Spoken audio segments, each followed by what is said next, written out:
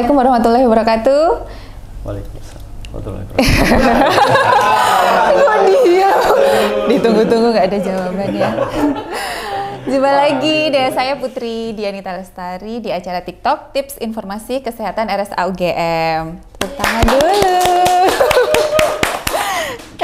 Baik, kita ketemu lagi ya setelah Syawalan kemarin. Kita ketemu lagi, alhamdulillah kita bisa berkumpul kembali. Di sini saya dengan Dokter Aga. Nama panjangnya siapa, Dok? Perkenalan dulu. Aditya Bagas Sasmita. Iya. Dokter Aga ini dokter di Rumah Sakit Akademik UGM di IGD ya, Dok ya, jaganya ya. Nah, kalau kita sudah bersama dokter IGD sudah pasti pembahasannya nggak jauh-jauh dari tentang kegawatan segala macam kayak gitu ya, Dok.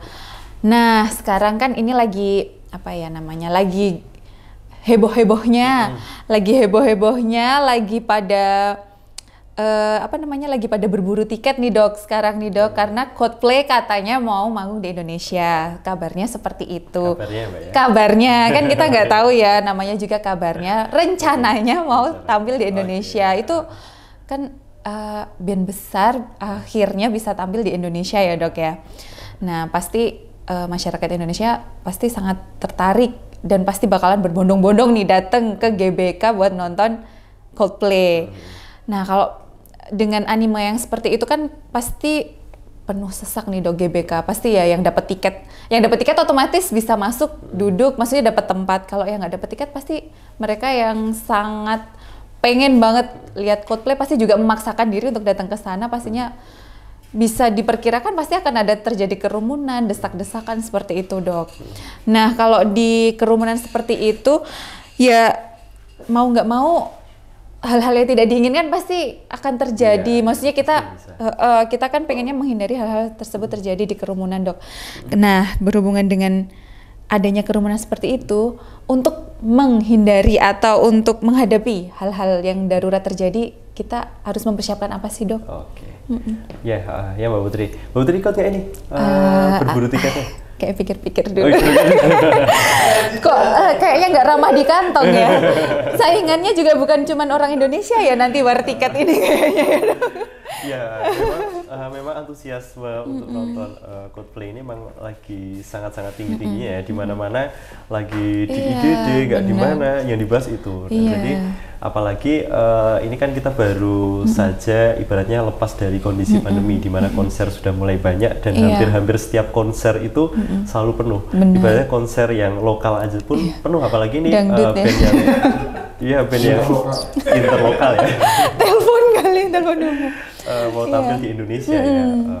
Jadi sudah pasti antusiasmenya sangat tinggi dan tentu dalam kondisi ini seperti yang tadi Mbak Putri bilang ini bahwa ini adalah kondisi yang sebenarnya adalah kondisi yang menyenangkan, tapi juga harus kita waspadai.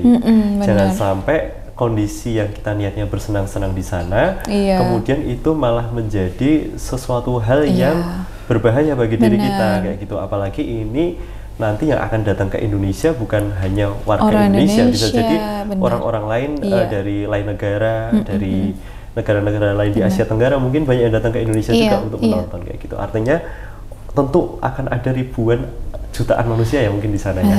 Dan kita berkaca ya pada kondisi-kondisi sebelumnya bahwa seringkali terjadi kerumunan yang menimbulkan korban jiwa. Atau yang paling deket aja deh, tahun lalu yang ada pesta di Korea Selatan yang di Itaewon itu ya, Dok, yang jumlah korban tewasnya juga banyak juga ya, Dok, kemarin tuh ya. Jadi jangan sampai hal itu terjadi, makanya sebelum ada konser ini kita harus mewaspadai hal itu. Nah, tadi pertanyaan Mbak Puput apa tadi? Istilahnya hal-hal yang perlu kita waspadai atau untuk menghadapi keadaan darurat, Dok. Misalnya keadaan darurat terjadi, kita harus ngapain sih sebagai orang awam nih gitu loh. Yang pertama dilakukan. Jadi gitu. Ada beberapa hal ya yang perlu kita perhatikan ketika kita akan menghadiri sebuah konser atau secara generalnya aja kerumunan gitu deh pokoknya, kerumunan massal.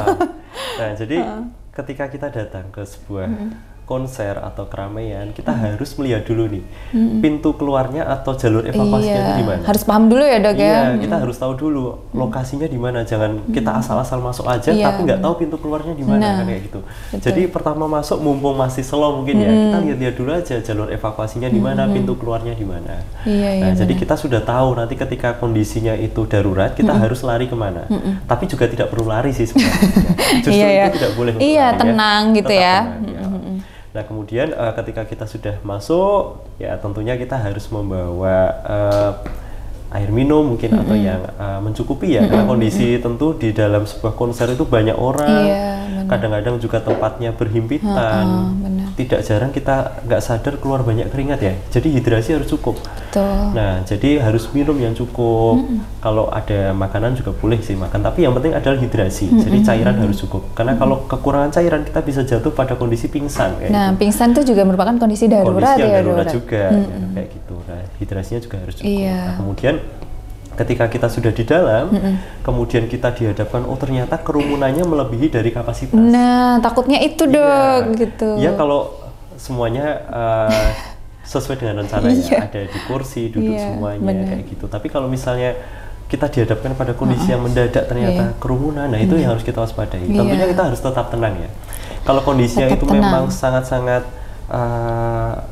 tidak ideal untuk kita tetap berada di situ, ya sebaiknya kita pergi ke tempat yang aman. Kita mencari tempat aman tapi tetap fokus, tetap tenang. Tetap tenang. Nah, tenang itu yang susah ya, karena di kerumunan itu kadang kita berada di kondisi yang kerumunan gitu, apalagi mungkin ya pada beberapa orang yang mungkin dari segi postur badan tidak terlalu tinggi, ketika berada di sebuah kerumunan gitu di mana ada orang-orang sekitar yang posisinya lebih tinggi, tentu dia merasa tingkat paniknya lebih tinggi ya, karena dia tidak bisa melihat apa-apa. Kemudian kondisi di sekitar itu seperti tertutup semua sehingga dia akan menjadi lebih panik. Nah kayak gitu, jadi harus tetap tenang, karena kalau kondisi kita panik, otomatis kita tergesa-gesa, berlari akan menimbulkan, mendorong orang-orang lain di sekitarnya. Bisa jadi dia jatuh juga ya dok. Betul. Jatuh malah nanti takutnya terinjak. Dia jatuh dan namanya kita mendorong orang itu akan menimbulkan efek domino. Ya jatuh misalnya, satu, jatuh semua gitu ya. Hanya satu orang, tapi yang jatuh bisa 15 orang kalau di dalam kerumunan kayak gitu. Jadi jangan sekali-kali mendorong, karena sekali mendorong semuanya akan ikutan jatuh. Nah, kayak gitu. Jadi harus tetap tenang ya. Nah kemudian kalau kita berada di dalam kondisi kerumunan, kita mau mengevakuasi diri kita, jangan melawan arus. Ikuti saja arusnya. Aja ya. Pergerakannya kemana, kita ikuti pergerakan itu. Kalau kita melawan arus, kita bisa terjatuh kan kayak gitu. Dan kemudian ketika kita mengikuti arus itu, nah ini ada beberapa metode ya, cara untuk melindungi diri kita. Karena sebenarnya kondisi gawat saat kerumunan itu apa sih Mbak Put? Kondisi gawat saat kerumunan sesak-sesakan, terus dorong-dorongan, kayak gitu kan dok? Iya, jadi yang gawat ketika kita berada di kerumunan itu kan sebenarnya adalah nafas ya. Nafas, iya benar, jadi kita akan kesulitan bernafas. Kenapa kita kesulitan bernafas? Karena oksigennya oksigennya terbatas ya dok. Kan, ya oksigen dikonsumsi oleh banyak orang. Tapi sebenarnya yang lebih berpengaruh lagi adalah pada kondisi yang berdesakan itu dada kita untuk mengembang seperti bernafas itu akan menjadi susah. Kurang maksimal juga ya dok saat kita mau mengambil kita nafas. Kan berdesakan. Mungkin di depan kita ada orang, di belakang kita ada orang, di samping ada orang, sehingga nafas saja susah. Nafas susah untuk mengembangkan dada untuk bernafas itu susah. Sehingga yang harus kita lakukan adalah melindungi dada kita supaya kita bisa bernafas kan kayak gitu. Nah itu caranya itu ya. Caranya itu. Caranya gimana? Caranya kalau udah terlanjur sesak-sesakan mau gimana lagi ya, kayak ya kita cari tempat yang longgar caranya. Tapi kalau nggak mungkin kan ada tempat longgar nih, kira-kira gimana? Gimana dong guys caranya? Caranya gimana? Berarti ini belum siap nonton konser nih kalau kita belum tahu kayak gini nih kayaknya ya. Ya berarti kan kita harus melindungi dada kita ya. Nah jadi ada yang membagikan tips ya di salah satu media sosial ya, bahwa cara melindunginya adalah dengan kita memposisikan diri seperti orang mau tinju. Seperti ini. Kayak gini guys. Kayak gini. Kuda-kuda. Kuda-kuda ya? Kuda-kuda. Jadi apa yang dilakukan petinju itu sebenarnya tepat ya. Jadi untuk melindungi ya. Melindungi ya, karena itu adalah organ vital. Nah, dan kita yang akan kita lakukan pun sama seperti itu. Jadi kita seperti orang mau tinju, seperti itu. Supaya apa? Ketika kita terdorong, itu yang pertama kali terkena adalah tangan kita kan. Jadi dadanya bukan dada kita. Ya? Jadi dada kita masih ada space untuk kemudian bernafas. Nah, kayak gitu. Dan kemudian kaki kita posisinya juga jangan terlalu sempit, harus dilebarkan. Bener, kuda-kuda. Ya, karena itu akan menjaga keseimbangan. Iya, karena kita lebih kuat ya dok ya. Lebih kuat. Kalau kita posisi kakinya sempit seperti ini, didorong sedikit langsung jatuh kan ya gitu. Jadi kakinya lebar, kemudian membentuk posisi seperti akan tinju. Untuk apa? Untuk melindungi dada. Karena pada posisi berdiri yang lebih membahayakan itu adalah dada. Kalau kepala masih cenderung aman. Iya, karena berdiri ya dok ya. Karena posisi berdiri kayak gitu. Nah, beda lagi nanti kalau sudah terlanjur terdorong dan jatuh. Nah, tidak menutup kemungkinan kan? Kita dalam kondisi yang sudah kadung terjatuh. Nah, kalau sudah kadung terjatuh, apa yang harus kita lakukan, Mbak Putri? Melindungi kepala. Betul, melindungi kepala. Selain kepala, apalagi harus dilindungi? Leher dok. Betul, kepala, leher, dada juga. Dada ya penting juga ya dok ya, tetap ya. Kalau nah, terinjak, betul.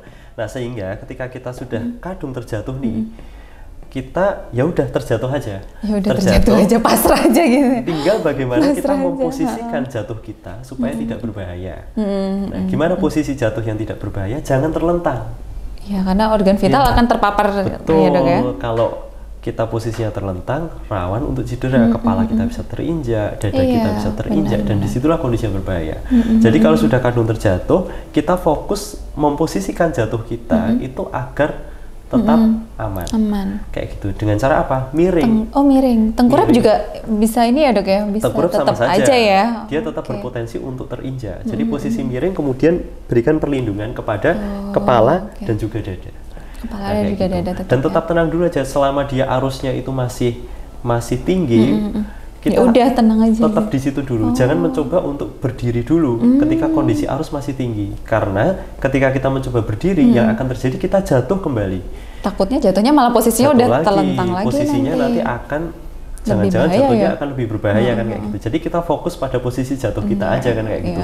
Kita lindungi kepala dan kemudian dada kita supaya tidak terinjak. Karena yang berbahaya dari kondisi kerumunan itu selain tadi kekurangan oksigen karena nafas kita susah adalah cedera. Nah, kayak gitu. Cedera yang mungkin terjadi apa? Cedera kepala. Udah jelas ya dok ya. Sudah jelas. Kalau cedera kepala ada perdarahan di kepala, ya sama saja resikonya adalah bisa sampai juga henti jantung. Nah, gitu. Itu tadi. Kalau dadanya yang terinjak bisa saja patah tulang rusuk. Patah tulang rusuk. Bahaya ya dok ya. Seperti itu juga kondisi yang berbahaya sehingga harus kita hindari juga. Jadi selain kekurangan oksigen, hindari juga agar tidak cedera yang terlalu parah. Kalau ibaratnya kalau cederanya di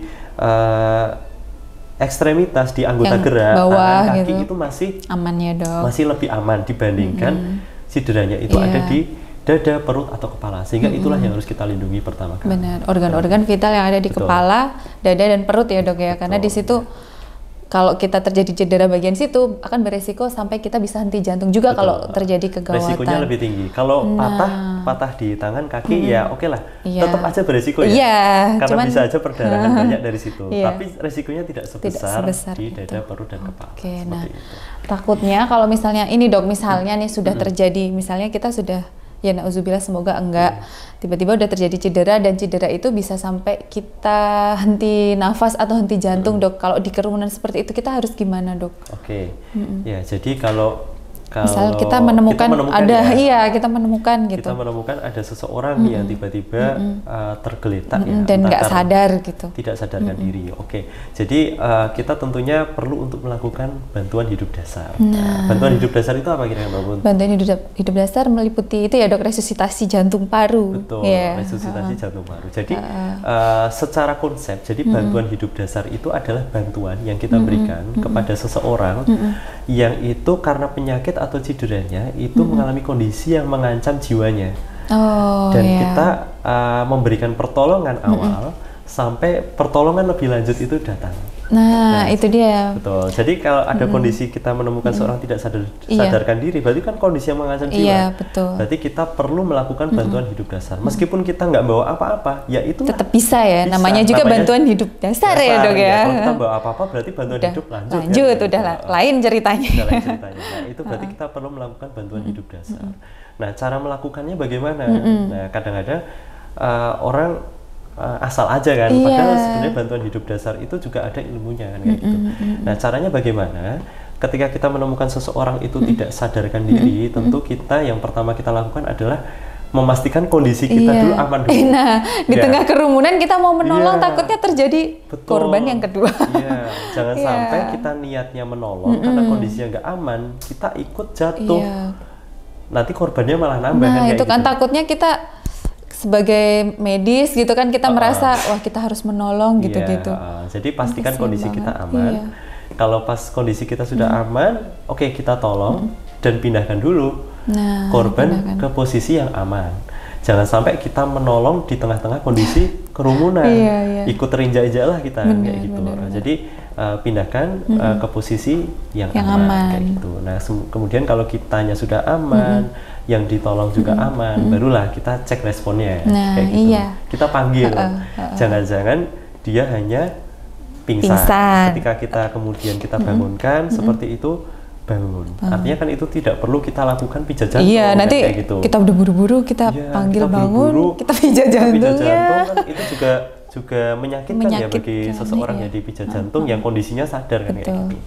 Sehingga kita bangunkan dulu. Kalau sudah bangun ya sudah, berarti kondisinya memang bangun. Aman ya, cuman dia pingsan. Kalau ternyata kita bangunkan kok tidak aman, jangan lupa kita panggil dulu bantuan. Karena jangan-jangan kita tidak bisa mengerjakan sendiri. Atau kalau memang kita itu belum pernah sama sekali untuk melakukan bantuan hidup dasar, ya mungkin kita mencari pertolongan, barangkali di situ ada tenaga medis atau orang yang sudah pernah melakukan pelatihan bantuan hidup dasar kan kayak gitu. Nah, kita minta bantuan ke mereka. Tapi kalau kita pernah melakukan bantuan hidup dasar, ya setidaknya kita meminta pertolongan untuk mencarikan ambulan, untuk bantuan hidup lanjutannya ya dok ya. Takutnya kita tidak mungkin memberikan bantuan selamanya di tempat itu. Karena bantuan hidup dasar kan hanya sementara untuk memulihkan kondisinya ya dok. Jadi itu hanya bantuan yang sifatnya sementara kayak gitu. Sehingga kita harus meminta tolong, misalnya untuk menelponkan ambulan atau memanggil orang lain untuk nanti membantu juga. Lebih lengkap ya. Nah, terus kalau sudah kita manggil bantuan, kemudian yang harus kita lakukan adalah mengecek nadinya. Tadi kan ini konsepnya adalah tidak bangun ya? Iya, tidak bangun. Misalnya nih dok, di tengah kerumunan nggak bangun nih gitu. Betul, kita cek nadinya. Ada nggak nadinya? Cara mengecek nadi yang paling gampang kita tekan di area leher.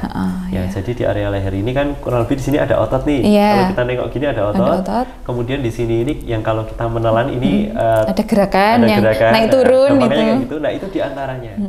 Nah, di antaranya kita rasakan ada denyut nadinya atau enggak. Kalau ada denyut nadinya, ya berarti dia tidak mengalami henti jantung. Tapi bisa saja orang yang tidak ada denyut jantungnya, itu yang ada denyut jantungnya tidak ada nafasnya. Oh ya, jadi bisa gitu. Jadi ya dok kayak gitu. Jadi kalau misalnya kita rasakan di denyut jantungnya ada, kita harus lakukan berikutnya, ada nggak nafasnya? Kita lihat nafasnya ya. Kalau tidak ada nafasnya, berarti harus diberikan bantuan nafas. Nah, kalau di keadaan darurat kayak gitu, kita nggak ada alat, gimana caranya gitu ya dok ya? Pasti orang awam bertanya-tanya. Kalau di masa yang lalu, itu kita memberikan bantuan nafas itu ya dengan cara kita memberikan langsung dari mulut ke mulut ya dok ya. Gitu ya. Cuma sekarang ini kan kondisi kemarin sempat pandemi juga ya, di mana kasus COVID tinggi dan kemudian saat ini pun juga kasus COVID bisa dikatakan masih ada tetap ada resiko.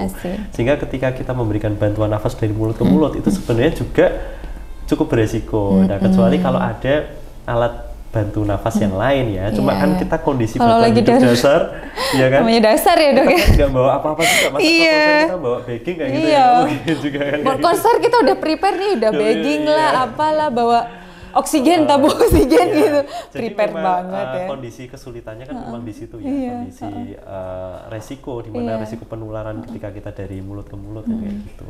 Nah, kalau misalnya orang itu ada denyut jantungnya, ada nafasnya, ya sudah, berarti aman kayak mungkin gitu. Shock aja dia tapi tetap harus kita monitoring. Jangan-jangan beberapa menit kemudian nanti terus henti jantung kan. Bisa ya dok ya kayak gitu. Jadi kalau kondisinya memang ada denyut nadinya, nafasnya kita evaluasi paling nggak tiap 2 menit. Kita cek lagi, masih ada. Sampai bantuan lebih lanjut datang. Nah, kalau kita raba waktu awal itu sudah tidak ada denyut jantungnya, barulah kita lakukan pijat jantung. Kayak gitu. Nah, pijat jantung ini pijat jantung caranya kayaknya gimana ya? Iya, kita makanya bagikan juga ya kayaknya. Perlu kayak dok, karena kan saat ini kan apa ya istilahnya keadaan darurat kan kita nggak bisa menduga bisa terjadi di mana aja. Sepertinya ya orang awam kan sepertinya juga memang perlu tahu ya dok ya kayak tentang BHD karena kan ini hanya bantuan hidup dasar yang sebenarnya mudah dilakukan bahkan tanpa alat kayak gitu.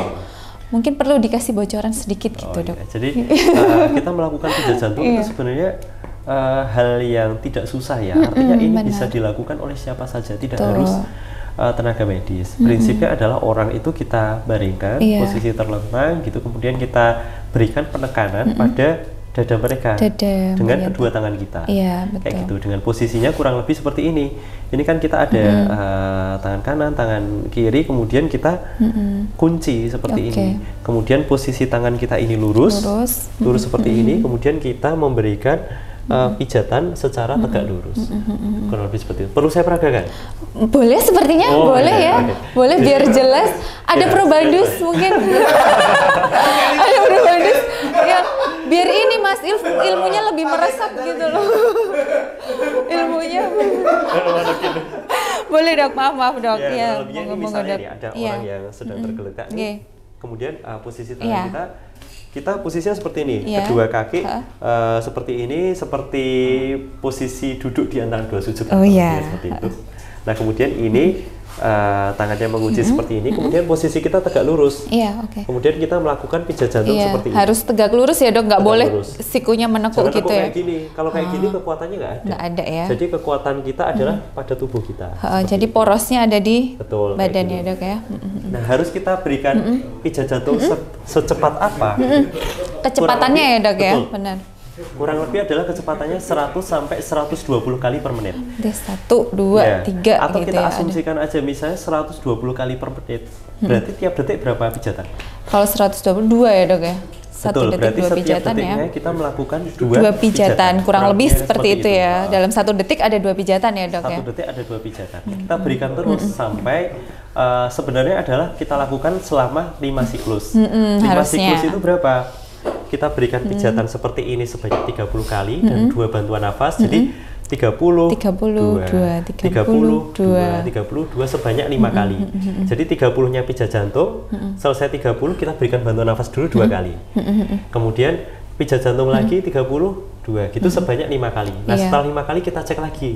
Jangan-jangan sudah ada nadinya kayak gitu. Kalau belum ada, lakukan lanjut lagi. Terus ya. Nah ini fungsinya kita tadi memanggil bantuan. Kalau ada orang lain kita bergantian. Takutnya capek ya. Betul, setiap 5 siklus tadi gantian sama orang lain. Takutnya kita malah kelelahan sendiri. Pingsan gitu. Lagi nanti gimana lagi? Ini nggak terselamatkan malah kita yang pingsan gitu kan. Itu dilakukan sampai bantuan lebih lanjutnya datang. Atau ketika kondisinya itu ternyata bantuannya lebih lanjutnya itu lama kayak gitu, padahal sudah waktunya kita memberikan bantuan itu juga cukup lama, misalnya sampai setengah jam kayak gitu. Nah berarti ya udah, berarti itu kondisi yang bisa jadi tidak bisa diselamatkan kembali. Atau kalau penolongnya kelelahan ya sudah gitu ya dok. Jangan sampai penolongnya terlalu memaksakan kayak gitu, padahal sudah lama sekali kelelahan, penolongnya ikutan jadi korban. Jadi korban kan, iya. Jadi sebenarnya teorinya seperti itu tadi ya dok ya. Itu tadi kan hanya sepintas contoh. Mungkin kalau nanti dari masyarakat yang pengen lebih lanjut untuk belajar BHD bisa ya nanti langsung kontak RSA, bisa kan? Iya, nanti di RSA juga sudah bisa bermitra atau bekerja sama nanti untuk pelatihan BHD atau bantuan hidup dasar untuk orang awam.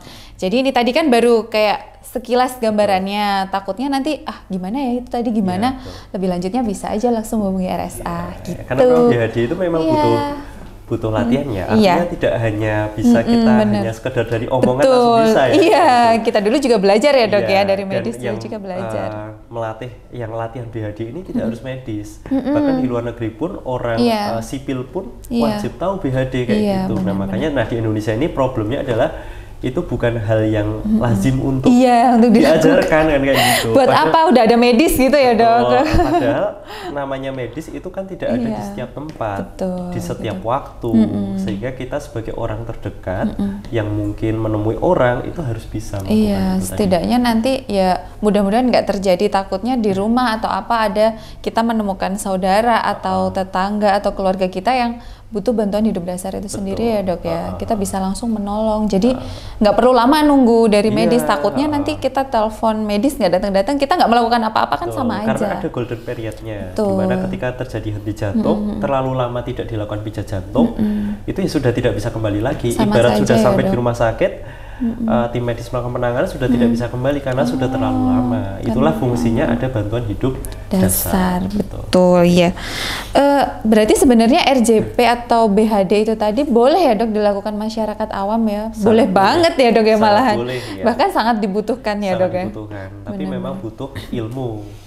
Butuh latihan. Jangan sampai kita niatnya baik memberi pertolongan tapi caranya salah.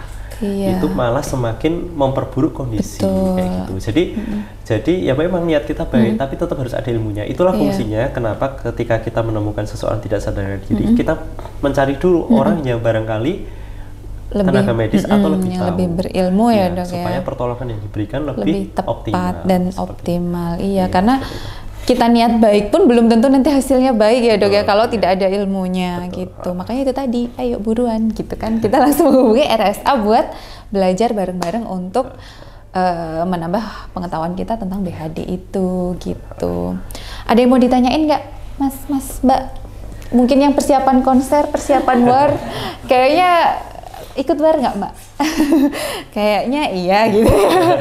Jadi nanti harus belajar BHD dulu biar kita nggak panik dulu. Jadi nanti yang mau nonton konser harus nonton banget ya dok tayangan ini biar persiapan dulu gitu. Nanti untuk untuk prepare, karena prepare kan nggak cuma dari tiket ya, udah jelas kalau tiket udah jelas, nabung gitu kan. Kalau nanti stamina jelas, nonton konser kan capek ya, ngos-ngosan nyanyi lah gitu kan. Tahu mau kita nggak hafal lagunya pun kalau udah di tengah konser kayaknya kita ikut-ikut nyanyi aja gitu kan. Itu capek, butuh tenaga. Nah takutnya nanti terjadi hal-hal yang tidak diinginkan, ada terjadi hal darurat, biar kita bisa memberikan penanganan yang tepat gitu ya dok ya. Iya betul sekali. Iya baik, terima kasih dokter Aga. Ada lagi yang mau disampaikan nggak dok? Pesannya apa nih dok kalau yang pengen nonton konser nih, kalau Coldplay jadi? Mudah-mudahan jadi ya. Kalau pesan saya tadi ya, jadi tips-tips untuk mengatasi kondisi darurat tadi ya seperti yang saya sampaikan tadi, dan jangan lupa ketika kita mau menghadiri sebuah konser itu pastikan kondisi kita juga dalam kondisi yang sehat ya. Karena ketika kita datang ke konser dalam kondisi yang tidak sehat itu resikonya pun juga akan lebih tinggi, merepotkan yang lain nanti malah ya dok ya, kasihan nanti yang lain kan. Dan ketika kita nanti kok ternyata kita nggak berharap ya, tapi nanti kalau misalnya terjadi sesuatu ketika di konser itu menemukan seseorang yang mungkin tergeletak, ya lakukan yang kita bisa untuk menolong. Jadi jangan, nah ini kesalahan yang sering dilakukan adalah cepet-cepet telepon ambulan, cepet-cepet seseorang itu dibawa ke rumah sakit tapi tidak melakukan apa-apa. Nah itu sebenarnya juga hal yang keliru, karena sebenarnya ketika kita terburu-buru tanpa melakukan bantuan dulu di lokasi itu, jangan-jangan kondisinya sudah semakin buruk ketika sampai di rumah sakit. Ternyata udah parah gitu ya dok ya. Jadi dan ya tadi ketika kita melakukan bantuan tadi tetap harus menjaga keamanan diri kita, keamanan orang yang ditolong, supaya semuanya akan menjadi baik-baik saja. Jadi intinya adalah dalam kondisi itu kita harus berpikir jernih lah, mau menolong, mau mengevakuasi diri, berpikir jernih, tetap tenang. Tidak perlu untuk panik. Tetap tenang kuncinya ya. Baik. Terima kasih dokter Aga. Mudah-mudahan bermanfaat, sangat bermanfaat banget dok ini dok, karena kan ini lagi banyak konser, nanti apalagi ini konser yang sangat besar ya. Mudah-mudahan semua nanti yang mau nonton lancar, semoga nggak terjadi keadaan darurat apapun. Terima kasih dokter Aga. Sampai jumpa di kesempatan yang lain. Assalamualaikum warahmatullahi wabarakatuh. Waalaikumsalam warahmatullahi wabarakatuh.